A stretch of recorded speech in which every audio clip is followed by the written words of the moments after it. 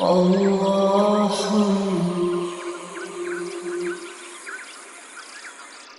اعوذ باللہ من الشیطان الرجیم بسم اللہ الرحمن الرحیم. عزیزان من، آج جون 1983 کی 3 تاریخ ہے اور درس قرآن کریم کا آغاز سورہ مجادلہ کی آیت 5 سے ہو رہا ہے. 5 شروع کی 4 آیتوں میں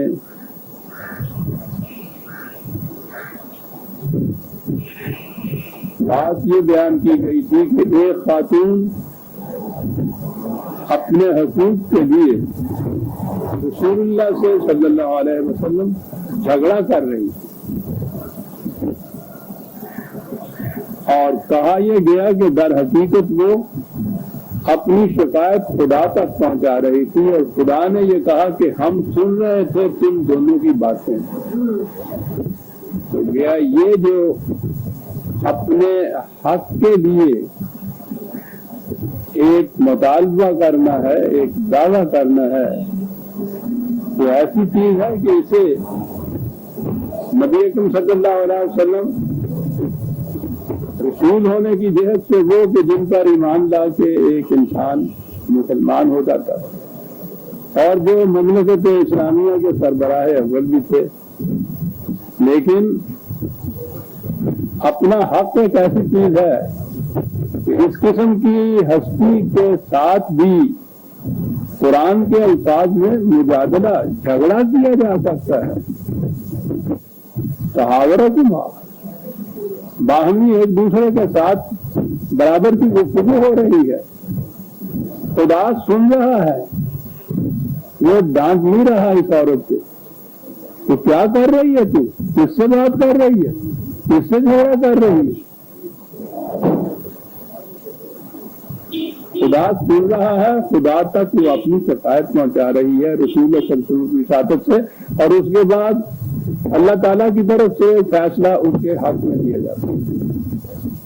وہ شکایت کر رہی ہے کہ معنی یہ تھے کہ اس سے پہلے ابھی وحی کی روح سے اس معاملہ کے متعلق کوئی رہنمائی نہیں آئی تھی، اور اس کے بعد خود خدا نے اس کے متعلق حکم جاری کر دیا، اور وہ حکم تو قرآن کے اندر چونکہ آ گیا قیامت تک کے لیے غیر متبدل ہو گیا کہ جو لوگ غصے میں آ کے یہی اپنی بیویوں کو کہہ دیتے ہیں کہ تم، اس زمانے کی جاہلیت کا یہ تھا، اور اب بھی ہمارے ہاں جاہلیت کی یہ چیزیں ہوتی ہیں. میں نے خود یہ دیکھا ہے کہ بیوی کے متعلق کہہ دیا کہ تو حرام ہے مجھ پہ، تو میری مال حق دی ہے. تو جہالت ہے. اس جہالت کے ازالے کے لیے قرآن نے کہا کہ یہ مذاق ہی نہ بنا دو زندگی کے معاملات کو، تو تھوڑی سی سزا بھی بھگتو. تو اس کے لیے کفارہ جسے قسم توڑنے کا کہتے ہیں وہ کفارہ نازل ہو گیا. تو گویا یہ حکم ہوا ایک، اور یہ چیز ہوئی قرآن نے خود بتایا کہ اس عورت نے جو اپنی حق طلبی کے لیے رسول اللہ صلی اللہ علیہ وسلم سے بھی جھگڑا کیا، خدا وہ سن رہا تھا تو اس سے یہ اس کے حق میں یہ فیصلہ نازل ہوا اور فرمایا کہ تل کا حدود اللہ. بڑی چیز ہے، قرآن کریم نے جہاں اس قسم کے احکام دیے ہیں ان کو حدود کہہ کے پکارا ہے.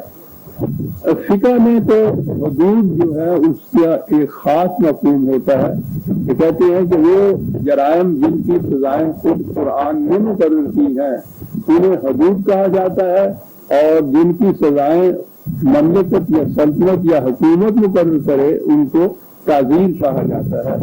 یہ فقہ کی روح سے حدود اور تعزیر کا فرق ہے اور حدود کی ڈیفینیشن ہے. قرآن نے جو حدود کہا ہے تو وہ ایک بہت بڑی عظیم حقیقت ہے کہ اس نے قدم قدم کے اوپر یہ زنجیریں اور رسیاں نہیں باندھی، ایک لائن کھینچ دی ہے جسے لمیٹیشنز آپ کہتے ہیں، وہ ہے حدود حقیقت میں. تو یہ ہے وہ لائن جس کے اندر تمہیں اجازت ہے، آزادی ہے، اس کو تم ٹرانسگریس نہیں کر سکتے، تجاوز نہیں کر سکتے اس حدود کا، اس لائن کا، اس باؤنڈری لائن کا جو ہم نے مقرر کی ہے. اس لیے ان کو حدود کہا ہے قرآن نے.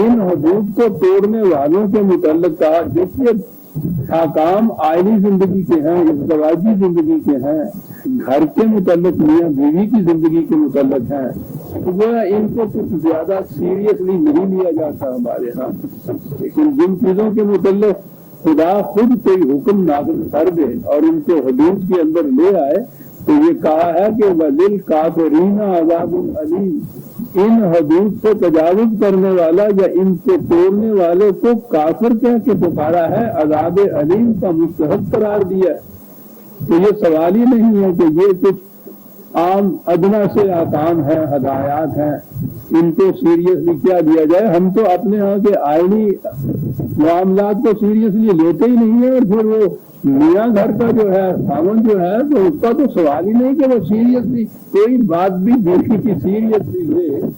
لیکن قرآن کی کیفیت یہ ہے کہ ان حدود شکنی کرنے والوں کے متعلق للکافرین عذاب علیم کہا ہے۔ کتنی اہمیت دیتا ہے وہ ان معاملات کو بھی، معاملات چھوٹے ہوں یا بڑے ہوں، جب اللہ کا فیصلہ قرآن کے اندر کوئی آ گیا تو وہ تو یکساں ہو جاتا ہے۔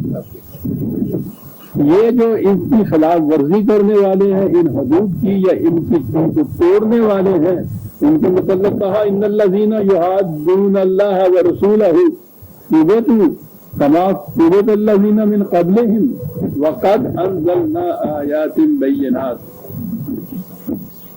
یہ حدود جو ہم نے مقرر کر دی ہیں واضح احکام ہیں جن کے مطابق یہ حدود متعین کی گئی ہیں، جو ان کے راستے میں یہ یحادون جو ہے یہ وہی ہے حدود جہاں سے یہ لفظ بنیا ہے، حد جس کو یہ کہا جاتا ہے، اس کے معنی رکاوٹ نہیں ہوتا ہے، روک ڈالنا کسی چیز، اور حد ہوتی ہی روک ہے حقیقت میں کہ یہاں تک اس سے آگے نہیں۔ تو یہ یحادون اللہ ہے، یا اللہ اور رسول کے احکام تو میں نے یہ بتایا ہوا ہے، تفصیل کے ساتھ کئی درسوں میں یہ بات آ گئی کہ یہ جو چیز نبی اکرم صلی اللہ علیہ وسلم کے بعد یہ اللہ اور رسول کی جو اطاعت ہے یہ اسلامی مملکت کی اطاعت ہے جو قرآن کی روح سے قائم ہو۔ اسے یاد رکھیے گا، جب بھی اسلامی مملکت کہا جائے گا، میں بہرحال جب بھی یہ کہوں گا تو اس کے معنی ہوں گے جو قرآن کی روح سے قائم ہو، اور اس کا اعلان یہ ہو کہ من یحکم بما انزل اللہ من لا یحکم بما انزل اللہ فاولئک هم الکافرون، جو خدا کی کتاب کے مطابق فیصلے نہیں کرتے انہیں کو کافر کہا جاتا ہے۔ تو یہ جو میں اسی لیے فرق کرنے کے لیے عام طور پہ وہ اسلامی تو ہر چیز کو کہا جا سکتا ہے نا جی، اسلامی نظام، اسلامی حکومت، اسلامی قوانین، اسلامی شریعت، اور اسلامی کے متعلق متعین ہی نہیں کوئی کرتا کہ کسے اسلامی کہا جائے گا کسے غیر اسلامی کہا جائے گا۔ خدا کی کسی کتاب کا ایک فیصلہ ہوتا ہے اور اس کے متعلق کہا جاتا ہے اسلامی قانون۔ تم بات تو پہلے طے کیجئے نا کہ کسے اسلامی کہا جائے گا۔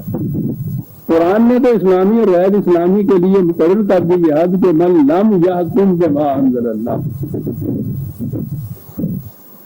پہلے میں نے شاید لا کہا تھا، ذہن میں نہیں تھا مستحضر، من لم یحکم بما انزل اللہ فاولئک هم الکافرون ہے، سورہ مائدہ کی آیت 44، اور 3 آیتیں ہیں، ظالمین بھی کہا ہے، فاسقین بھی کہا ہے، کافرین بھی کہا ہے، من لم یحکم بما انزل اللہ۔ تو وہ وہاں تو یہ معیار اور قول فیصل ہے کسی چیز کے اسلامی اور غیر اسلامی ہونے کا۔ تو کہا کہ جو بھی ان حدود کو توڑتے ہیں یقیناً آخر الامر ان کو ذلیل ہونا پڑے گا۔ اب وہ تو ہماری صدر اول کی تاریخ بتاتی ہے کہ جنہوں نے بھی مخالفت کی تھی نبی اکرم صلی اللہ علیہ وسلم کی اس تحریک کی، قرآن کی، اسلام کی، اس مملکت کی، آخر الامر ان سب کو جھکنا پڑا تھا، سرنگو ہوئے تھے وہ لوگ۔ تو یہ جو قرآن نے کہا ہے کہ ان لوگوں کو یقیناً جھکنا پڑے گا، سرنگو ہونا پڑے گا، ذلیل ہونا پڑے گا، اسی طرح جس طرح سے کہ اس سے پہلے وہ اقوام جنہوں نے خدا کی حدود کی خلاف ورزی کی تھی وہ بھی شکست خوردہ ہوئے تھے، ان کو بھی جھکنا پڑا تھا۔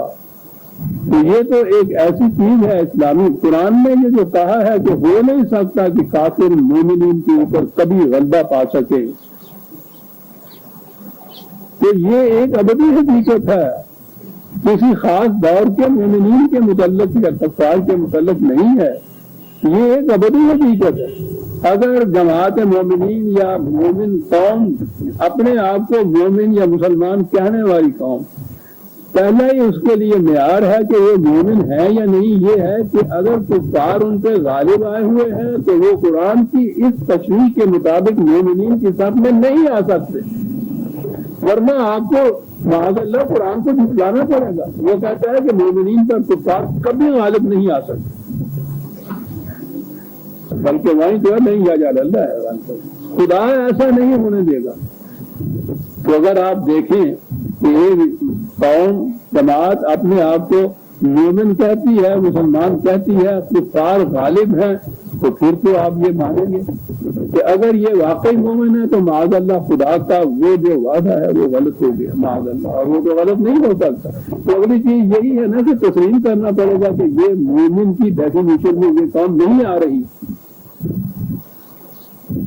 ایسا ماننے کے لیے تو بڑی جرات کی ضرورت ہے، بڑی شدت کی ضرورت ہے، لیکن حقائق تو حقائق ہیں، آپ کے نہ ماننے سے وہ بدل چھوڑا جاتے ہیں۔ آج تو ساری دنیا کے اندر ایک ارب کے قریب مسلمانوں کی آبادی بتایا جاتا ہے، 40 سے زیادہ آزاد ان کی مملکتیں ہیں۔ جتنی مملکتیں ہیں کسی نہ کسی نوعیت اور جیس سے کفار ان کے اوپر غالب ہیں۔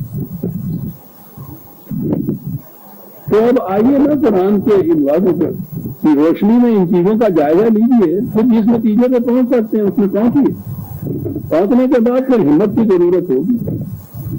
پھر اپنے آپ کو یہ کسی مرغ کی طرح ریت میں سر دے کے خطرے سے محفوظ ہونے والی بات نہیں رہے گی، لیکن اس میں سے تو یہ سارا ٹھاٹ کٹار ختم ہو جاتا ہے، یہی تو آپ آج اسلامی کہہ رہے ہیں، انہیں یہ بات بھی آتی ہے۔ پھر وہ دل کافرین عذاب المہین، کہا تھا کہ ان کی خلاف ورزی کرنے والے ذلیل ہوں گے، مہین ہے، عذاب بھی ذلت میں علامات ہے۔ یوم یبعثہم اللہ جمیعا فینبئہم بما عملوا احصاہ اللہ ونسوہ واللہ علی کل شیء شہید۔ یہ جو ہے نا کہ جب خدا ان سب کو اٹھا کھڑا کرے گا، اکٹھا کرے گا، تو عام طور پہ تو ہمارے ذہنوں میں یہی ہے کہ قیامت کے دن یہ ہوگا، لیکن جیسا کہ میں نے یہ عرض کیا ہے قرآن کے متعدد مقامات میں یہ چیز ہے کہ یہاں بھی وہ انقلاب عظیم جو حضور کے ہاتھوں برپا ہوا تھا، اس میں یہ چیزیں محسوس طور میں اسی دنیا کے اندر بھی سامنے آ گئی تھی۔ اس بھی کے اوپر میں زور دے رہا ہوں کہ وہ جو ہے مرنے کے بعد کی زندگی میں جو کچھ قرآن نے کہا ہے وہ برحق ہے، وہ اپنے مقام پر ہوگا، لیکن یہ نہیں کہ یہ وہیں جا کے ان اعمال کے نتائج جو ہیں سامنے آئیں گے۔ اس زندگی میں اس دنیا کے اندر بھی اگر قرآنی انقلاب رونما ہوگا تو یہ سب کچھ ہوگا جو قرآن بتا رہا ہے۔ وہ کہا کہ اس وقت ہم بتا دیں گے کہ تم کیا کیا کرتے تھے، بڑے عجیب انداز میں کہا ہے، آثار اللہ و نسوہ، تم تو شاید بھول جاؤ لیکن خدا نے اس کو محفوظ کر رکھا ہے، وہ نہیں بھولتا کہ تم نے کیا کیا تھا۔ وہ ہر شے کے اوپر نگران ہے، شہید ہے، وہ تو بصیر ہے، وہ تو سمیع ہے، وہ تو علیم ہے۔ تو یہ جو کہا کہ تم تو اس کو بھول سکتے ہو تو خدا نہیں بھلا سکتا اس کو۔ الم تر ان اللہ یعلم ما فی السماوات و ما فی الارض، تمہیں اس کا علم نہیں ہے کہ خدا علم رکھتا ہے، جانتا ہے جو کچھ بھی ارض اور سما کے اندر ہے، ساری کائنات کے اندر جو کچھ بھی ہو رہا ہے خدا کو اس کا علم ہے۔ تو جو کچھ تم کر رہے ہو کیا اس کا علم خدا کو نہیں ہے؟ اور علم ہونے کے بعد ٹھیک ہے تم تو بھول سکتے ہو اور خدا تو اس کو نہیں بھول سکتا۔ اب آگے بات آ رہی ہے، پھر وہ ہے تو وہی میں نے کہا کہ ہماری عام اصطلاح میں چھوٹے چھوٹے یہ احکام ہیں اور معاشرتی زندگی سے متعلق ہیں، لیکن جو قرآن کے اندر آ گئے اور محفوظ ہو گئے وہ چھوٹے اور بڑے نہیں رہتے، ان میں سے ہر شے اپنے مقام کے اوپر خدا کا حکم ہوتی ہے۔ اور یہ چھوٹی چھوٹی معاشرتی جتنے احکام ہیں ان کو بھی قرآن نے بڑی اہمیت سے بیان کیا ہے کہ معاشرے میں ان چھوٹی چھوٹی جزیات سے ہی حقیقت میں جو بڑی بڑی معاشرتی زندگی کے اجزاء ہوتے ہیں مرتب ہوتے ہیں چھوٹی چھوٹی سی باتوں کے اوپر۔ ان میں سے ایک یہ ہے ما یقول من نجوى ثلاثة الا هو رابعهم ولا خمسة الا هو سادسهم ولا ادنى من ذلك ولا اکثر۔ بعض یہ کہہ یہ رہا تھا قرآن کے وہ جانتا ہے کائنات میں جو کچھ ہو رہا ہے، تو کیا جو کچھ تم کر رہے ہو وہ اس سے بے خبر ہے؟ اور اس سے کہا کہ اس کے علم کی کیفیت یہ ہے کہ تم آپس میں خفیہ مشورے بھی کچھ کرو جس کے متعلق تم یہ اطمینان کر لو کہ کوئی ان سے واقف نہیں ہے، نہ ہو سکتا ہے، ایسے خفیہ مشورے تم میں سے 3 آدمی بھی ایسے یہ کرے تو چوتھا ان میں خدا ہوتا ہے، 5 اس قسم کے کریں تو چھٹا ان میں خدا ہوتا ہے۔ یعنی وہ تو تمہارے ان مشوروں میں جہاں تم اطمینان کرتے ہو کہ کوئی اور غیر نہیں ہے، ہم ہی ہیں جو 3 ہے، اس میں وہ چوتھا خدا موجود ہوتا ہے، اس لیے اس سے چھپا کیا سکتے ہو تم؟ اور وہ تو یہ اللہ ہوا اللہ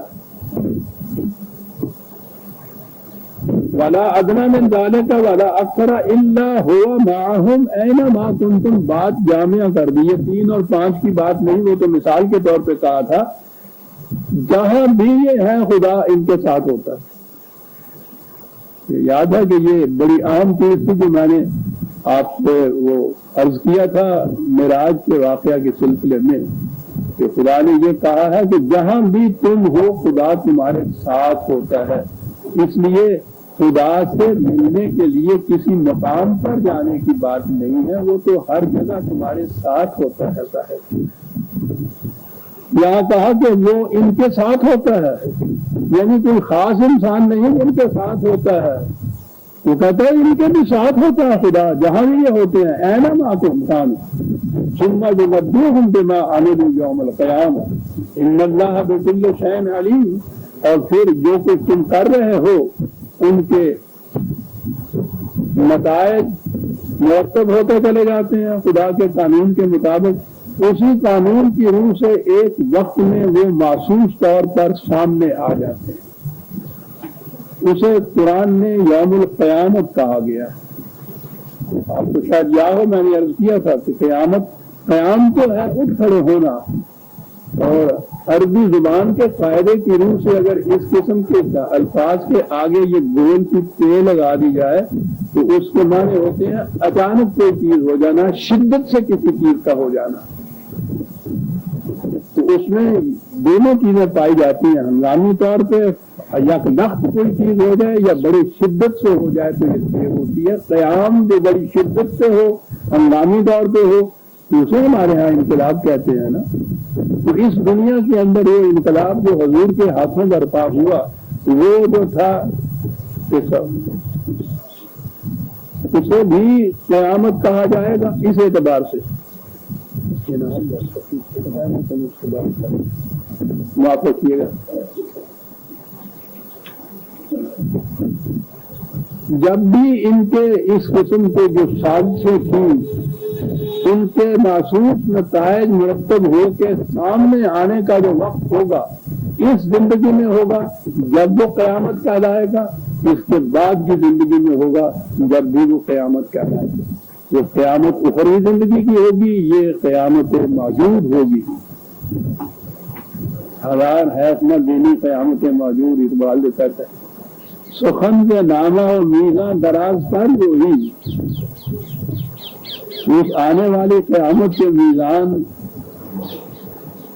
اور وہاں کے نامہ اعمال کی تو باتیں بڑی لمبی لمبی تم کر رہے ہو، آئے ہزار حیث میں دینی قیامتیں موجود، جو قیامت اس وقت برپا ہے وہ تمہاری آنکھوں کے سامنے نہیں ہے۔ اگر قیامت موجود کو دیکھنے لگ جائے کہیں انسان تو پھر وہ کچھ کرے ہی نہ کہ جس کے لیے قیامت کی برپا کرنے کی ضرورت پیش ہوتی ہے۔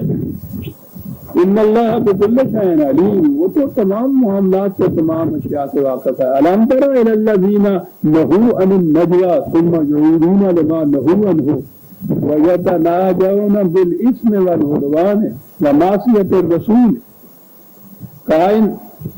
میں نے عرض کیا ہے کہ یہ جو ابتدائی دور تھا اسلامی مملکت کا، خاص طور پہ مدینے میں پہنچ کر بہت سے منافق اس کے اندر جمع ہو گئے تھے زبان سے۔ یہ ایک تفریق ذہن میں رکھیے گا۔ ایک تو ان کا ذکر تھا جو عرب کہتے تھے کہ ہم ایمان لے آئے، اور کہا تھا کہ ان سے کہو کہ ابھی یہ نہ کہیں ہم ایمان لے آئے، کہیں کہ ہم نے سرنڈر کر دیا ہے اسلامی مملکت کے سامنے اپنے آپ کو، ایمان کی بات ابھی اس لیے نہ کریں کہ وَلَمَّا يَدْخُلُ الْإِيمَانَ فِي قُلُوبِهِمْ، ایمان ابھی ان کے دل کی گہرائیوں میں نہیں اترا۔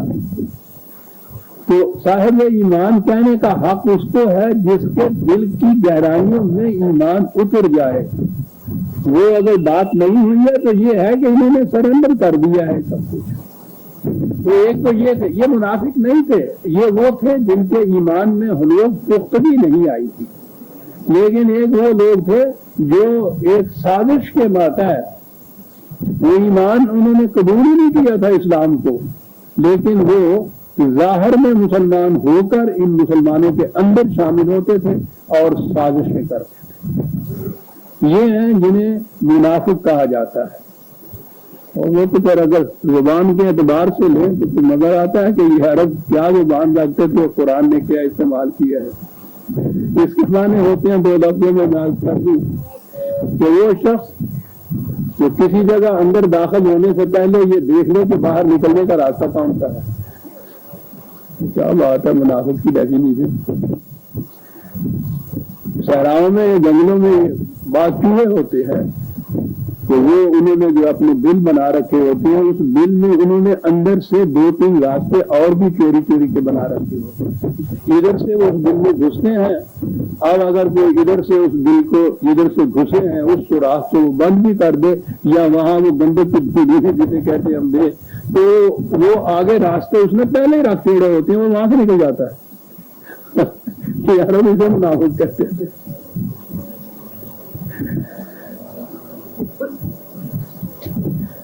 کہا کہ ان سے منع کیا گیا تھا کہ اس قسم کے خفیہ مشورے، وسپرنگ کمپین ہمارے دور میں اس کو کہتے ہیں، کانا پھونسی پہ چپکے سے صبح اٹھے اور آگے سنا نہیں ہے تم نے کچھ۔ ویسے تو ہمیں کیا واسطہ ان چیزوں سے، لیکن جب بات آ گئی ہے تو میں نے کہا آپ کو بتا دیں، وہ دیکھا نا وہ صاحب جو تھے اس میں بڑے مومن بنے پھرتے تھے، ماتھے پہ ناراض ان کے دیکھیے کیا ان کا قرآن کیا کرتا ہے، نماز وہ کر دیتے، لیکن واقعہ ہمیں کیا کرتا ہے، تو کسی سے بات نہ کیجیے گا، اور شام تک سارے شہر میں وہ گونج جاتی ہے اور کسی کو آپ پکڑ نہیں سکتے کہ کس نے یہ چیز چلائی تھی۔ سارا معاشرہ جو ناقصین کا ہو گیا، کسی بھی آپ اعتماد نہیں کر سکتے۔ کہا ان سے کہا گیا تھا کہ یہ حرکتیں نہ کیا کریں، لیکن اس کے باوجود وہ یہ کچھ کرتے ہیں بالاسم والعدوان، اور وہ تخریبی کارروائیوں کے متعلق یہ کچھ کرتے ہیں۔ تعمیری کے متعلق تو خفیہ مشوروں کی ضرورت ہی نہیں ہوتی، وہ تو اعلانیہ کیا جاتے ہیں۔ اسم اور عدوان دونوں چیزیں ہمارے ہاں تو گناہ ہی ترجمہ کر دیا جاتا ہے نا ان چیزوں کا، تو قرآن تو الگ الفاظ لاتا ہے۔ عربی زبان میں نے عرض کیا ہے کہ مرادفات ہوتے ہی نہیں۔ اسم یوں سمجھ لیجیے جیسے جس چیز کا تعلق اپنی ذات کی ہو اور اس سے اضمحلال پیدا ہو، افسردگی پیدا ہو، وہ عدوان وہ ہے کہ جو انفیکشن دوسروں تک بھی پہنچ جائے، وہ تو آج بھی امراض آپ نے سنا ہوا ہے نا۔ یہ تو بعد تو اس قسم کی حرکتیں ہوتی ہیں جن کا اپنی ذات تک تعلق ہوتا ہے۔ مثلا ایک شخص افیم کھا لیتا ہے، عادی ہے افیم کھانے کا، تو اس کی اپنی ذات تک اس کا نقصان ہے، لیکن دوسرا شخص جو ہے جو ہنگامہ برپا کر دیتا ہے وہ متعدی بھی ہو جاتا ہے۔ قرآن نے اس قسم کی چیزیں کہی ہیں، ایک اسم ہے کہ جس کے اندر اضمحلال ہوتا ہے اپنی ذات تک، ایک عدوان ہے جس میں سرکشی ہوتی ہے جو معاشرے میں پھیل جاتی ہے۔ کہا یہ اس قسم کی سازشیں کرتے رہتے ہیں، مشہور جو وسپرنگ کمپین بھی میں نے جیسے عرض کیا ہے، اور رسول اللہ صلی اللہ علیہ وسلم کی خلاف ورزی، معصیت، یہ اس قسم کے مشورے کرتے تھے۔ ان کو منع کیا تھا کہ یہ نہ کرو، کھلے بندوں یا مخالفت کرو یا کھلے بندوں موافقت کرو۔ یہ کیا انداز ہے تمہارا؟ منکر میں بودنوں ہم رنگ مستہ کی اس میں وَإِذَا جَاءُوكَ هَيُّوكَ بِمَا لَمْ يُهَيِّئْكَ بِاللَّهِ وَيَقُولُونَ فِي أَنفُسِهِمْ لَوْلَا يُعَذِّبُنَا اللَّهُ بِمَا نَقُولُ۔ کہاں کیفیت ان کی منافقت کی یہ ہے۔ منافقت کا کردار بڑا ہی گھناؤنا ہوتا ہے کم بخت۔ کہتے وہ آتے ہیں تو سیدھی بات جس طرح سے کہ السلام علیکم تمہارے لیے کہا ہے کہ کہا کرو سلام کی وہ ایک دوسرے کی، یہ زبان کو ذرا سا پھیر دیتے ہیں، لفظ بھی ذرا سا نپٹاتے ہیں، السلام علیکم کہتے ہیں، اس کے معنی تجھ پر موت آئے۔ کہتا کیفیت یہ ہے کہ یعنی اتنی سی چیز بھی ان کی تنگ نہیں کی یہ کیفیت ہے کہ وہ اتنی سی بات بھی نہیں کھل کے کہنا چاہتے، اس میں بھی کچھ نہ کچھ منافقت کا پہلو رکھ لیتے ہیں. ذرا سا زبان کو دبایا اور کہاں آیا تم یہ تو پتہ ہی نہ چلے السلام علیکم کا آیا کہ السلام علیکم کہہ رہے ہیں. لیکن ان منافقین سے تو اس سے زیادہ بدتر وہ ہیں کہ کہیں گے زبان سے السلام علیکم، دل میں یہ ہوگا کہ تمہارا بیڑا غرق کر کے رہوں گا. یہ ہم ہیں.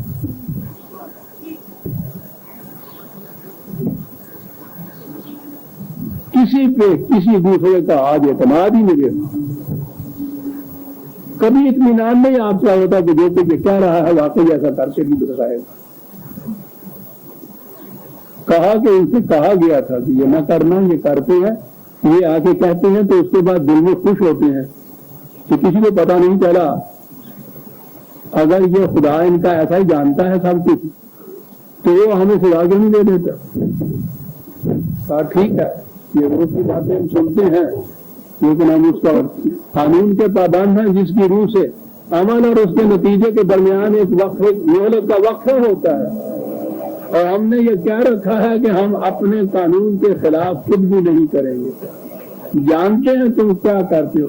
یہ تنظیم میں بات بھی سنتے ہیں ہم جو کہہ رہے ہو کہ اگر واقعی خدا کو جو معلوم ہے تو پھر وہ ہمیں سزا کیوں نہیں دیتا، پکڑتا کیوں نہیں ہے. وہ ہم یہ بھی سن رہے ہیں. اس کی وجہ وہ ہے جو ہم تمہیں بتا دیتے ہیں. وہ وقت آئے گا جب یہ پختہ ہو جائیں گے نتائج اور محسوس طور پر سامنے آنے کا وقت ہوگا. اس وقت تم دیکھو گے کہ خدا جانتا ہے اور گرفت کرتا ہے یا نہیں. حسبہم جہنم یصلونہا فبئس المصیر. پھر اس وقت وہ جو جہنم ہوگا وہ تمہیں بتائے گا کہ خدا جانتا تھا واقعی. اب یہ سخن آیا جماعت المؤمنین کی طرف. یا ایھا الذین آمنوا اذا تناجیتم فلا تتناجوا بالاثم والعدوان ومعصیۃ الرسول. باہمی آپس میں مشورے کرنے کی ضرورت ان کو بھی پیش آئے گی. کہا ٹھیک ہے، مشورہ کرنا گناہ یا جرم نہیں ہے. بات یہ ہے کہ کس مقصد کے لیے مشورہ کیا جاتا ہے. یہ مشورہ کرتے ہیں اس نظام کی، اس مملکت کی، اس دعوت کی تقریب کے لیے، مخالفت کے لیے، اسم کے لیے، عدوان کے لیے، معصیت رسول کے لیے. یہ ہے جو چیز منع ہے. تم بھی مشورہ کر سکتے ہو لیکن مشورہ کرو تو ان باتوں کے لیے نہیں. تناجوا بالبر والتقوی. یہ اصطلاحیں ہیں قرآن کی. عام طور پہ ان کا ترجمہ نیکی، تقوی، پرہیزگار ہوتا ہے، لیکن میں نے مختلف مقامات میں بتاتا چلا آ رہا ہوں کہ ان کے صحیح معنی کیا ہے. بہرحال اچھے کاموں کے لیے کہہ لیجیے جنہیں قرآن اچھا قرار دیتا ہے ان کے لیے مشورے کرو جو تم نے مشورے کرنے ہیں. واتقوا اللہ الذی الیہ تحشرون. خدا کے احکام اور قوانین کی خلاف ورزی سے محتاط رہو کیونکہ یہ چیز یوں ہی نہیں ہے کہ تم نے کیا معاملہ ختم ہو گیا. یہ تو ایک وقت میں سامنے آئیں گے ان تمام چیزوں کے نتائج. اس پر ایمان رکھ کر پھر یہ کچھ کرو. انما النجوى من الشیطان لیحزن الذین آمنوا وليس بضارهم شیئا الا باذن اللہ. یہ خفیہ مشورے جو ان لوگوں کی طرف سے ہوتے ہیں کہا کہ وہ در حقیقت اس کا محرک جذبہ. میں نے عرض کیا نا کہ شیطان کی ایک اصطلاح ہے قرآن کی جس کی روح سے وہ اس طرف کرتا ہے. انسان کے وہ جذبات جو اس کو قرآن کے خدا کے احکام کی سرکشی پر آمادہ کرتے ہیں بلکہ وہ محرک ہوتے ہیں اس چیز سے، وہ ہے جسے قرآن شیطان کہہ کر پکارتا ہے. اور جو اس قسم کی سازشوں کے سرغنے ہوتے ہیں ان کو بھی شیاطین کہہ کر پکارتا ہے. پتہ یہ جو ان کے ہاں کے خفیہ مشورے ہیں تقریب کے لیے جو کرتے ہیں یہ ان کے اس کا محرک ان کا یہ جذبہ ہوتا ہے، تقریب کا جذبہ، تمہیں نقصان پہنچانے کا جذبہ، اس دعوت کے راستے میں روئے اٹکانے کا جذبہ.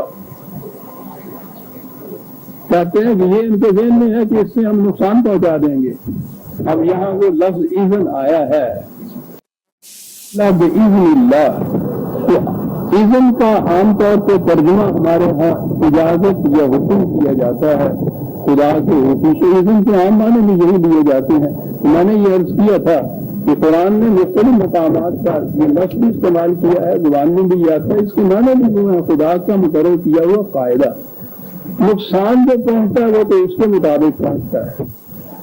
یہ کیونکہ اس کی خلاف ورزی کرتی نہیں ہے کہ نہ تو مومنین، اس لیے انہیں کوئی نقصان نہیں پہنچا سکتا. وَعَلَى اللَّهِ فَلْيَتَوَكَّلِ الْمُؤْمِنُونَ، مومن اسی لیے خدا کے ان چیزوں پہ بھروسہ کرتا ہے کہ اسے پتہ ہے کہ اس کے خلاف نہیں ہو سکتا. کیا بات ہے،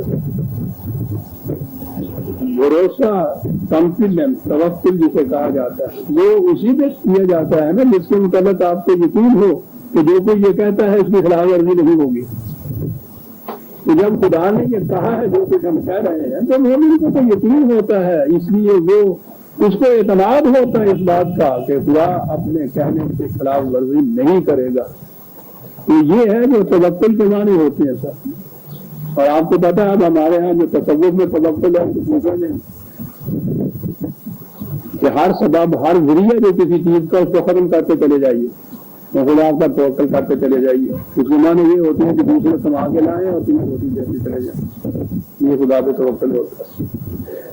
یا ایھا الذین آمنوا اذا قیل لکم تفصحوا فی المجالس فافصحوا یفصح اللہ لکم وَإِذَا قِيلَ ایک منٹ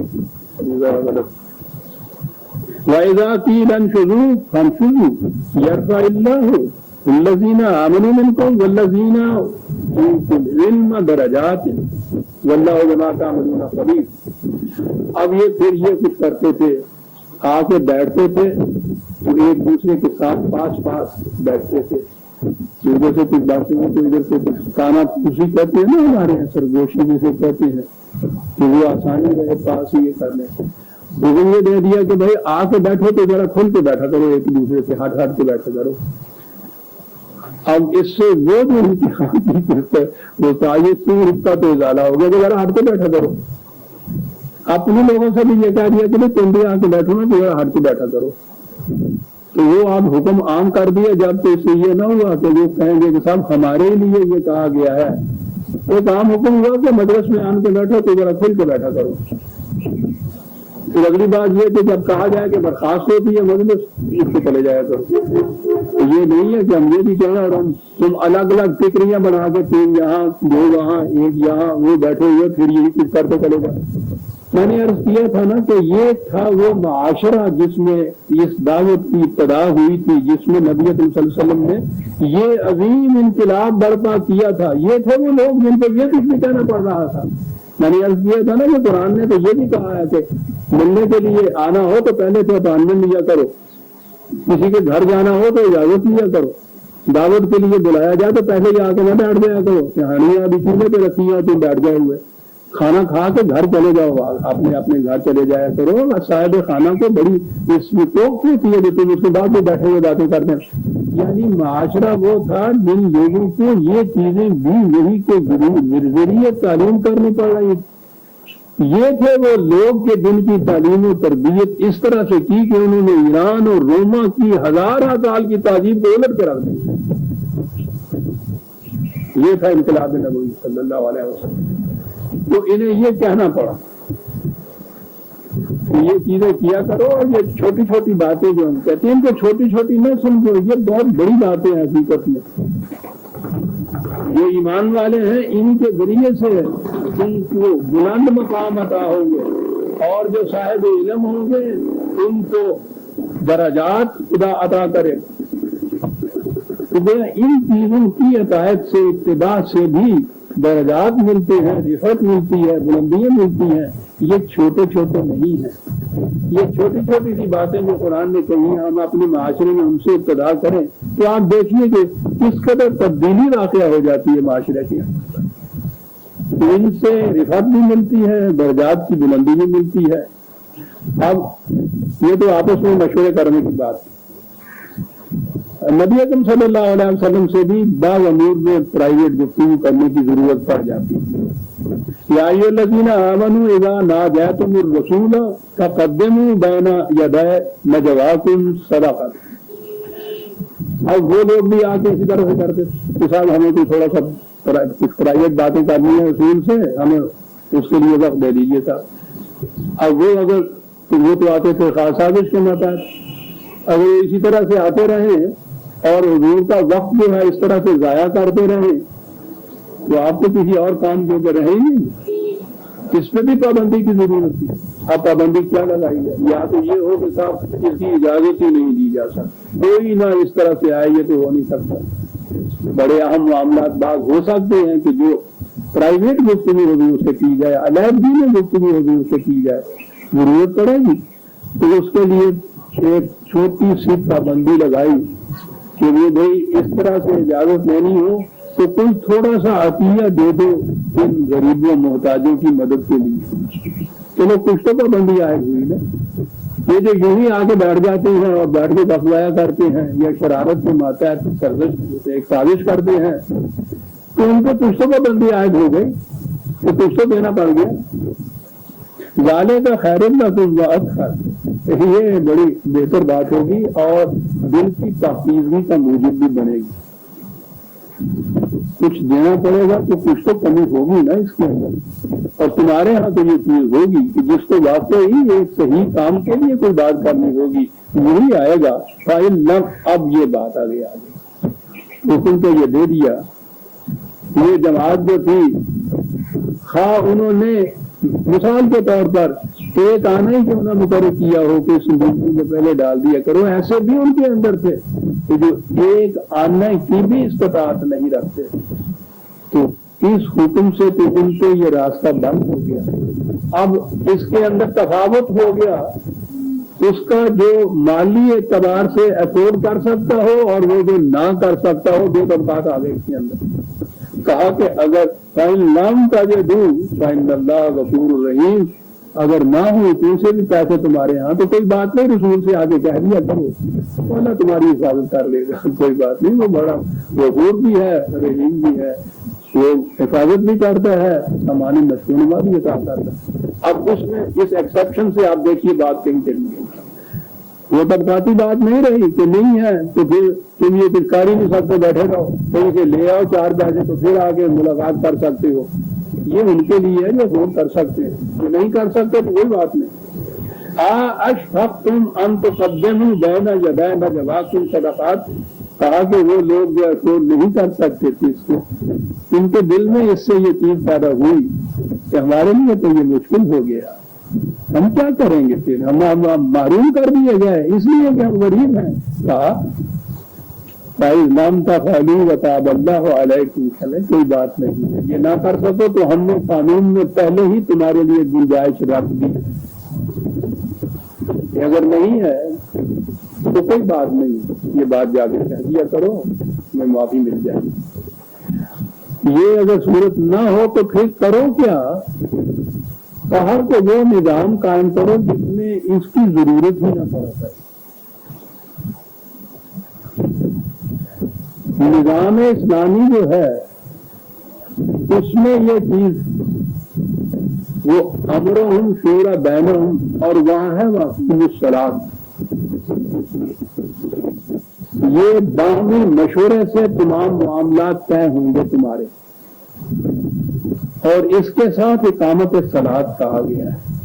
بہرحال اسی طرح سے بھی سمجھے, میں نے تو شروع سے یہ کہا ہے کہ یہ ایک نظام ہے صلاۃ کا جس میں احکام خداوندی یا فیصلے جو ہوں حضور کی مملکت کے اس کے پیچھے پیچھے چلنے کا نظام قائم کرنا ہے. اس میں یہ جو نماز پڑھتے ہیں ہم وہ بھی اس کا ایک جز ہے, یہ وہی نہیں ہے بلکہ اس کا ایک جز ہے. یہ پورے نظام کا نام ہے جس میں ہر فرد ان احکام کی اتباع کرتا جاتا ہے, آج سے بھی آگے ہوتا ہے یہ لوگ, اور وہ پھر نظام قائم ہوتا ہے تو امرہم شورا بینہم, یہ وہاں اکٹھی چیز آئی ہے. ان کے معاملات باہمی مشورے سے طے ہوں گے اور یہ اقامت صلاۃ کریں گے. تو اگر یہ نظام ہو جس میں باہمی مشاورت اس طرح سے ہو جیسی کہ اب تاریخ میں ہمارے ہاں ہے کہ جب کہ یہاں معاملہ آتا تھا تو امیر المومنین خلیفہ حضرت عمر رضی اللہ تعالیٰ عنہ کے متعلق خاص طور پہ یہ ہے کہ جب کہ یہاں معاملہ آتا تھا تو ایک وہ ڈانڈی پیٹنا ہمارے یہاں ہوتا تھا, ایک دفعہ ڈانڈی پیٹ دی جائے, اعلان کرنے والا وہ اعلان کرتا تھا صلاۃ جامعۃ صلاۃ جامعۃ، صلاۃ کے لیے اکٹھے ہو جاؤ، صلاۃ کے لیے اکٹھے ہو جاؤ. اور وہ آتے تھے تو پہلے یہ اسی طرح سے جیسے ہم تلاوت قرآن کریم سے ابتدا کرتے ہیں اجلاس سے، وہ صلاۃ کی رکعتوں سے ابتدا کرتے تھے.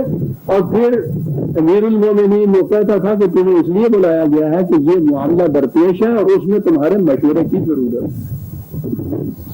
تو کہا جب اس نظام میں اس کھلے دل میں اس طرح سے سارے مشورے ہوں گے تو خود ہی اس کی ضرورت نہیں رہے گی. وَأَقِيمُوا الصَّلَاةَ وَآتُوا الزَّكَاةَ وَأَطِيعُوا اللَّهَ وَرَسُولَهُ. اب یہ دیکھیے اقامت صلاۃ اور ایتاء زکوٰۃ ہے، اس کے بعد ہے اطاعت کرو اللہ اور رسول کی. تو وہ کوئی الگ چیز نہیں ہے، یہ جو پہلے دو چیزیں کہی گئی ہیں یہ بھی تو اطاعت ہے اللہ اور رسول کی. تو یہ مقصد اطاعت ہے حقیقت میں تمام جملہ احکام قرآنیہ کی جو اللہ تعالیٰ نے عطا فرمائے اور نبی اکرم صلی اللہ علیہ وسلم نے جن کو نافذ کیا اپنے اس نظام میں، ان کی سب کی اطاعت ہے جس کے اندر اقامت صلاۃ اور ایتاء زکوٰۃ آ جاتا ہے. یہ کرو واللہ خبیر بما تعملون، جو کچھ تم کرتے ہو اللہ کو اس کا علم ہے، وہ بھول نہیں جاتا ان چیزوں کو. اب آگے ایک اور حکم ہے اور بڑی اہم چیز ہے. یہ جو معاشرہ قائم ہوا یا نظام قائم ہوا اس میں جتنے لوگ تھے وہ اس سے پیشتر ایک ہی قوم تھے، ایک برادری تھے، ایک معاشرہ تھا. ان کے ہاں تو قبائلی زندگی تھی، ایک ایک قبیلہ جو تھا وہ الگ ایک قوم کہلاتا تھا. ان میں آپس میں دوستانہ معاہدے ہوتے تھے، ماں باپ بہن بھائی عشیرت اہل خاندان، انہی کا نام وہاں قبیلہ ہوتا تھا. اب ان میں سے کچھ وہ ہوئے کہ جنہوں نے اسلام قبول کر لی، دوسرے وہ ہوئے جنہوں نے یہ صرف نہیں کہ قبول نہیں کیا، انہوں نے ان کی مخالفت شروع کی. اب یہ دو الگ الگ قومیں بن گئی ہیں. واپس کیے گا ہم مقام آتا ہے اس تاریخ کے اندر کہ انہی میں سے یہ لوگ جو تھے اس گروہ میں شامل ہو گئے، دوسرے جو تھے اس کے مخالفین میں ہو گئے. لیکن یہ باپ تو باپ ہی تھا، بیٹا بیٹا ہی تھا، بھائی بھائی تھا. یہ آپس میں جو یہ تعلقات نسبی تھے وہ تو اسی طرح سے قائم تھے. حتیٰ کہ عقدی تعلقات بیوی اور میاں وغیرہ ایسے بھی ہوا ہے کہ وہ بیوی مسلمان ہو گئی یا میاں نہیں ہوا ہے، تو میاں ہو گیا ہے بیوی نہیں ہوئی ہے. یعنی یہ ایک عجیب قسم کی تفریق پیدا ہوئی. وہیں کے رہنے والے اور وہیں رہ رہے ہیں اسی معاشرے میں، انہی قبائل کے اندر، انہی قریش میں سے کچھ حضور کے ساتھ ہیں کچھ مخالفین ہیں. یہ بڑا ہمت طلب مرحلہ ایک کیا صورت پیدا ہو پھر ان کے ساتھ. اگر ان کے ساتھ تعلقات وہی قائم رہتے ہیں جو پہلے سے تھے، یہ تو قدم قدم کے اوپر آپس میں مناقشت ہوگی. وہ تو ایک گھر کے اندر آپ دیکھیے دو بھائیوں میں یا میاں بیوی میں عام طور پہ خیالات یا اعتقادات کا اختلاف ہو، ہر وقت صرف ڈبل ہوتا رہتا ہے. وہ تو ہم آہنگی کی ضرورت ہے. تو یہاں کیا کیا جائے؟ تو طے یہ کیا گیا کہ یہ جو لوگ اس طرح سے اسلام لا کر اس دعوت کے ساتھ شامل ہوتے ہیں ان کا ان کے ساتھ کوئی تعلق نہیں ہے. بڑی اہم چیز ہے. آج بھی ہم جو برادریوں کی زندگی بسر کرتے ہیں وہ اس کو سمجھ سکتے ہیں کہ اس کے معنی یہ ہے برادری چھوڑ دینا، خاندان چھوڑ دینا، زندہ پرمت چھوڑ دینا بڑا مشکل ہوتا ہے.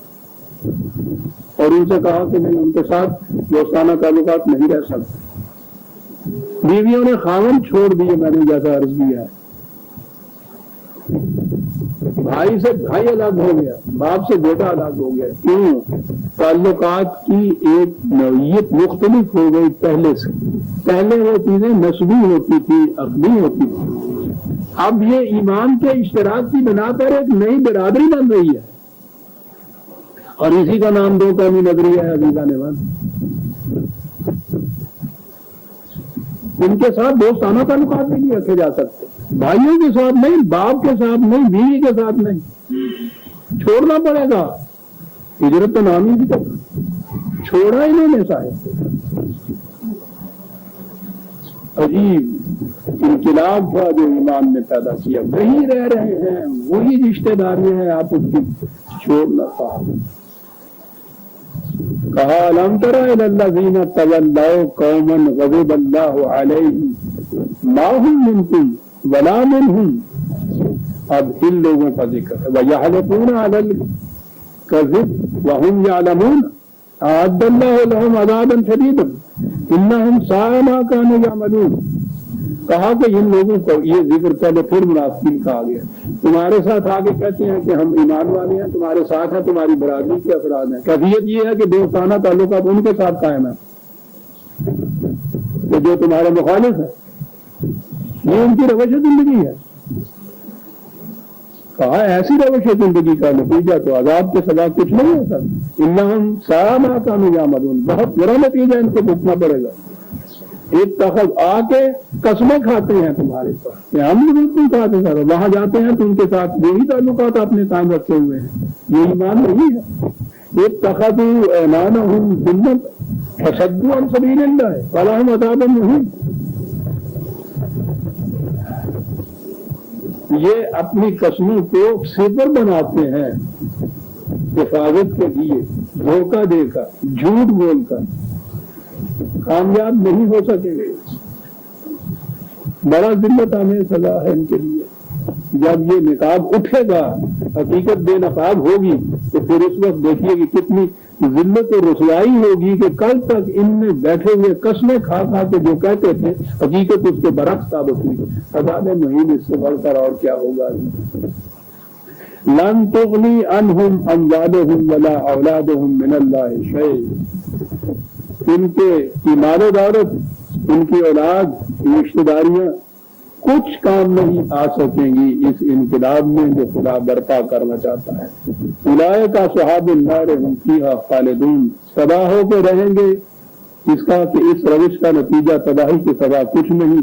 یوم یبعثہم اللہ جمیعا فیحلفون لہ کما یحلفون لہم وَيَحْسَبُونَ أَنَّهُمْ عَلَىٰ شَيْءٍ أَلَا إِنَّهُمْ هُمُ الْكَاذِبُونَ، جب یہ اکٹھا کرے گا یا اٹھائے گا خدا ان کو، جب یہ نقاب اٹھ جائیں گے، بے نقاب ہو جائیں گی حقیقتیں جو ہے، تو اس وقت بھی یہ قسمیں کھائیں گے۔ قسمیں کس کے سامنے کھائیں گے؟ خدا کے سامنے قسمیں کھائیں گے۔ یہ دل کے خیالات اور نگاہ کی خیانت سب سے واقف، یہ ان کی کیفیت، اور اپنے ذہن میں یہ سمجھے ہوئے کہ کوئی بات نہیں، جیسا ہم نے ان مومنین کو دھوکہ دے دیا تھا، خدا کو بھی اسی طرح سے دھوکہ دے دیں گے، کوئی بات ہے، چل جائے گی، ہم بڑے کامیاب ہے اس معاملے کے اندر۔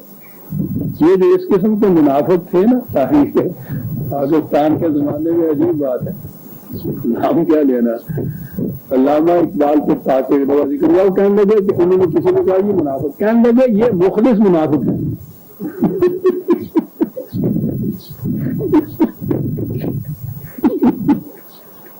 وہ یہ ہے وجہ سے دل اندام ملائکہ خدا کے سامنے کھڑے ہو کے بھی سمجھ رہے ہیں کہ ہم دھوکہ دے سکتے ہیں۔ الا انہم هم الکاذبون، خبردار بہت جھوٹ بولنے والے ہیں۔ کہا یہ کیفیت کیوں ہو گئی؟ ایک لفظ ہے صاحب، اس استحوذ علیہم الشیطان فانساہم بذکر اللہ، یہ لفظ آیا ہے، کیا جامع لفظ ہے۔ شیطان میں نے عرض کیا ہے کہ انسان کے اپنے پست جذبات، خواہشات، آرزویں، مفاد پرستیاں، مطلب پرستیاں، دھوکہ دہی، فریب دہی، جتنے جذبات اس قسم کے آپ اکٹھے کر رہے ہیں وہ ایک ہی لفظ شیطان کے اندر آ جاتے ہیں۔ کہا یہ جو کچھ کرتے ہیں اس کا محرک جذبہ جو ہے وہ ان کے جذبات ہیں۔ ایک لفظ کی مثال سے بتایا کہ وہ کرتا کیا ہے۔ یہ مویشیوں کو آپ نے دیکھا ہوگا، گائے بھینس کو باہر جو لے جاتے ہیں کرانے کے لیے، یہ جو بھی ان کے ساتھ وہ ان کے پیچھے ہوتا ہے اور ڈنڈا اس کے ہاتھ میں ہوتا ہے، اور وہ ان کے پیچھے سے ان کو ڈنڈا مارتا ہے، اور وہ پھر اس کے مطابق چلتی کرے جاتے ہیں۔ چرانے کا ایک طریقہ یہ ہے۔ اب یہ جو لفظ استعمال ہوا ہے، یہ جو ڈنڈا مارنے والا ہے، یہ اس کے نظاموں سے پوشیدہ ہوتا ہے کیونکہ پیچھے ہوتا ہے اور مارتا چلا جاتا ہے، وہ اس کی مدافعت بھی نہیں کر سکتی۔ سامنے سے مارے ایک تو دیکھ بھی دیں تو پھر کوئی سینگ تو مارے گے نا، یہ پیچھے سے مارتا ہے. یہ جو لفظ ہے عربی زبان کا اس کے معنی یہ ہے استحوذ علیہم حوالہ، پیچھے سے ڈنڈا مار کے دوسرے کو مجبور کر دینا اس اپنے راستے پہ چلنے کے لیے. کہتا ہے ان کے جذبات اتنے قوی ہو چکے ہوئے ہیں کہ یوں سمجھو جیسے یہ پیچھے سے مہدی کو ڈنڈے مار کے ان کو چلاتے ہیں اس نفاق اور اس قسم کی روش کے اوپر. تو نتیجہ اس کا کیا ہوتا ہے؟ آہستہ آہستہ یہ خدا کے ذکر کو، خدا کے قانون کو، خدا ہی کو بھول جاتے ہیں یہ، اور اپنے ہی اس مفاد پرستیوں کے راستے پہ چلتے رہے. تھوڑے عرصے کے بعد تو بائی انسٹنکٹ سے نہیں، بائی ہیبٹ کرنے لگ جاتا ہے یہ جانور اس طرح سے، اسی راستے پہ چلنے لگ جاتا ہے. پھر اس کو اس قسم کے ڈنڈے مارنے کی ضرورت بھی نہیں رہتی. اولئک حزب الشیطان. اب آئے وہ دو گروہ جو وہی میں نے ابھی عرض کیا، کہا کہ یہ حزب الشیطان. قرآن نے دو گروہوں کا ذکر کیا، حزب الشیطان اور حزب اللہ. اللہ کی پارٹی، شیطان کی پارٹی، دو ہی پارٹیاں ہیں. اللہ کی پارٹی جو یہ اپنے آپ کو کہتے ہیں یا ہم کہتے ہیں، مسلمان اپنے آپ کو خدا والے کہتے ہیں، خدا پرست کہلاتے ہیں نا. یہ ان کے اندر اور پارٹیاں. سب سے بڑا دھوکہ ہے دو ہی پارٹی ہیں قرآن کی روح سے، یا حزب اللہ ہے یا حزب شیطان. اس کے اندر مختلف پارٹی ہیں. قرآن پیدا نہیں ہو، شرک ہے، عذاب علیم ہے. حزب اللہ کے اندر دوسری پارٹی ہو ہی نہیں سکتی. قرآن نے تمام کو اکٹھے کو اپنی پارٹی کہا ہے. اور کسی کی پارٹی کے اندر پھر چھوٹی چھوٹی پارٹیاں بنانے والے آپ سمجھ سکتے ہیں کیا ہوتے ہیں. تو شرک تو اسی لیے کہا ہے کہ ہماری پارٹی نام کے اعتبار سے اور اندر سے اس کی بھی پارٹی، فلاں صاحب کی پارٹی، فلاں صاحب کی پارٹی. شرک اس لیے قرار دیا ہے. الا ان حزب الشیطان هم الخاسرون. اور اعلان کر دیا کہ اب بنا لیں جتنا بڑا جتھا انہوں نے بنانا ہے، اپنی پارٹی بنانی ہے، نقصان اٹھائیں گے آپ اللہ.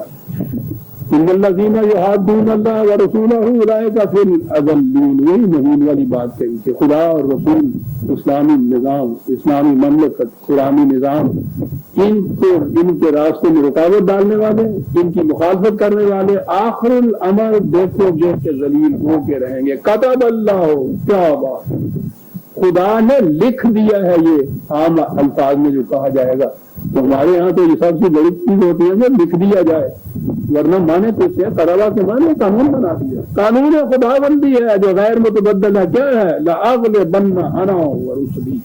خدا اور اس کے رسول ہمیشہ غالب رہیں گے. تو بات آگے یہ آتی تھی نا کہ جب ختم نبوت کے بعد تو رسول رہیں گے نہیں، پھر آئیں گے نہیں. تو یہ جو کہا ہے کہ خدا ہم اور ہمارے رسول غالب آئیں گے تو پھر تو رسول تو ہوگا ہی نہیں. پھر اس کے کیا معنی ہوں گے؟ تو وہی چیز جو میں نے بار بار سمجھائی ہے کہ یہ جو فریضہ، ایک جو نبوت تھی خدا کی طرف سے وہی پانا، وہ ختم ہوگا سلسلہ، وہی مکمل ہو کے قرآن میں محفوظ ہو گئی. دوسرا سلسلہ ہے اس وحی کے مطابق نظام قائم کرنا، اس کو آگے چلانا، اس کی پیغام رسانی کرنا. یہ فریضہ رسالت. قرآن نے حضور کی وفات کے بعد کہا کہ اس کتاب کے وارث ہم نے جماعت مومنین کو بنایا. یہ جو فریضہ تھا رسالت کا، حضور کے بعد یہ لوگ اس کو سر انجام دیں گے. تو حضور کے بعد جہاں یہ آیا اگلے بندہ انا و رسلی، خدا اور یہ جماعت مومنین جس کو حزب اللہ ابھی کہے گا قرآن، یہ ہیں جن کے اوپر کوئی دوسرا غالب نہیں آ سکتا. لات اب آئے وہ بات، ان سے کہا کہ وہ منافق تمہارے ساتھ بھی آ کے مل رہے ہیں اور ادھر سے اپنے ان لوگوں کو بھی دوست رکھ رہے ہیں. لا تجد قوم یؤمنون باللہ والیوم الآخر. اب اللہ اور آخرت پر ایمان والوں کی ایک پہچان بتائی اور وہ یہ ہے لا تجد، تم کبھی نہیں پاؤ گے ان لوگوں کو. کیا نہیں پاؤ گے؟ یعدون من حاد اللہ ورسولہ، کہ وہ ان لوگوں کے ساتھ دوستاری کے تعلقات قائم رکھیں جو خدا اور رسول کے مخالف ہیں. وَلَوْ كَانُوا آبَاءَهُمْ وَأَبْنَاءَهُمْ وَإِخْوَانَهُمْ اور عشیرتهم، خواہ وہ ان کے ماں باپ کیوں نہ ہو، خواہ ان کے بیٹے بیٹیاں کیوں نہ ہو، خواہ ان کے بہن بھائی کیوں نہ ہو، خواہ ان کے عزیز رشتہ دار کیوں نہ ہو، یہ انہیں اپنا دوست نہیں بنائیں۔ اب یہ ایک نشانی علامت بتا دی اس جماعت کی، ادھر ان کی بتا دی کہ نام اسلام کا لیں گے، دوستداری کے تعلقات ان سے قائم کریں گے، ادھر ان کی یہ نشانی بتا دی، اولئک کتب فی قلوبہم الایمان، یہ وہ لوگ ہیں دل کے اندر ایمان جو ہے راسخ ہو گیا ہوا ہے خدا کے قوانین کی روح سے، کتب فی قلوبہم الایمان وایدہم بروح منہ، اور خدا اپنے روح کے معنی قرآن کی روح سے وہی بھی ہے عزیزان مان، تو یہ نصرت اور تائید خدا ان کی تقویت باہم پہنچائے گا، خدا اس جماعت کو اپنے قوانین وحی کے ذریعے سے اس کی اطاعت کریں گے کہ ان کو تقویت حاصل ہوگی۔ وَيُدْخِلُهُمْ جَنَّاتٍ تَجْرِي مِن تَحْتِهَا الْأَنْهَارُ خَالِدِينَ فِيهَا، اور ان کے لیے ان کی جد و جہد کا انجام وہ فردوس سے عالم، وہ جنتیں جن کی شادابیاں کبھی خزاں دیدہ نہیں ہوں گی، ہمیشہ بہار ہوگی ان کے اوپر، شادابیاں اور سبزیاں دائم اور قائم رہیں گی۔ وہ معاشرہ کہ جب تک یہ اس طرح سے خدا کے احکام کی اطاعت کرتے رہیں گے اس میں کبھی خزاں نہیں آئے گی، اس میں کسی قسم کی کمزوری نہیں آئے گی۔ رضی اللہ عنہم ورضوا عنہ، یہ عام الفاظ ہم استعمال کرتے ہیں نا، رضی اللہ عنہم ورضوا عنہ، ترجمہ ان کا کرتے ہیں کہ راضی ہو گیا اللہ ان سے، یہ ان سے راضی، یہ راضی ہونا اور وہ جو غضب ہے تو خدا ان سے ناراض ہو گیا، تو راضی اور ناراض ہونا تو انسانی جذبات ہیں عزیزان من، خدا ان سے بہت بلند ہے۔ علماء کے تمہاری کرتے ہیں غصہ آ گیا خدا کے غصے کا، غصہ آنا راضی ہونا یہ انسانوں کے جذبات ہے۔ جب خدا کے متعلق ہوگا تو نہیں جو اس نے قاعدہ بتایا، رضا کے معنی ہوتا ہے ہم آہنگ ہو جانے کسی چیز کے ساتھ، انہوں نے قوانین خداوندی سے ہم آہنگی اختیار کی، قوانین خداوندی کے نتائج میں ان سے ہم آہنگی اختیار کی۔ بنیادی معنی یہ ہے رضا کی، یہ معنی کیجیے تو یہ ساری دشواریاں ختم ہو جاتی ہیں جو ان معانی کے اعتبار سے پیدا ہوتی ہیں۔ وہ پہلے ہم وہ معنی پیدا کر دیتے ہیں، پھر اس کے بعد باتیں شروع کر دیتے ہیں، پھر ہم فلسفے علم کلام کی روح سے ان کے یہ دلائل دیتے ہیں ان کے خلاف، تو وہ پہلے پیدا ہی نہیں ہوتی یہ چیز، ہم آہنگ ہو جاتے ہیں یہ لوگ، یہ بڑی چیز ہے ہم آہنگی ہو جانا خدا کے قوانین سے۔ اور یہ کون لوگ ہیں؟ اولئک حزب اللہ، یہ خدا کی پارٹی ہے، وہ شیطان کی پارٹی تھی، یہ خدا کی پارٹی ہے۔ اللہ بہت زبردست چیز ہے، سن رکھو، ساری دنیا میں اعلان کیا جا رہا ہے، پروکلمیشن ہے، سن رکھو، کیا سن رکھو؟ اِنَّ حِزْبَ اللَّهِ هُمُ الْمُفْلِحُونَ، یہ حقیقی بات ہے، یقینی بات ہے کہ حزب اللہ ہی کامیاب ہوگی، یہ کامیاب نہیں ہوں گے۔ اور اب ساری دنیا میں ناکام یہ 1 کروڑ مسلمان ہیں جو اپنے ذہن میں بزام خیش سمجھے ہوئے ہیں کہ ہم حزب اللہ ہیں، اور پارٹیوں کا پوچھو نہ کتنی، قومیں کتنی ہیں ان کے اندر، حزب اللہ کے اندر، ایک قوم کے اندر پارٹیاں کتنی، پارٹیوں کے اندر جتھے کتنے ہیں، برادریاں کتنی ہیں، پھر ان کے مختلف ان کے تاریخیں، ان کی جاذبیتیں ان کی کتنی ہیں۔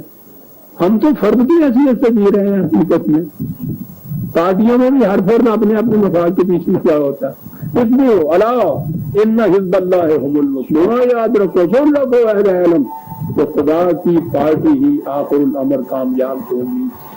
سورہ المجادلہ کی آخری آیت یہ آگے عزیزان مان، اگلے درس میں ہم سورہ الحشر 59 سورت جو ہے اس سے ہم شروع کریں گے۔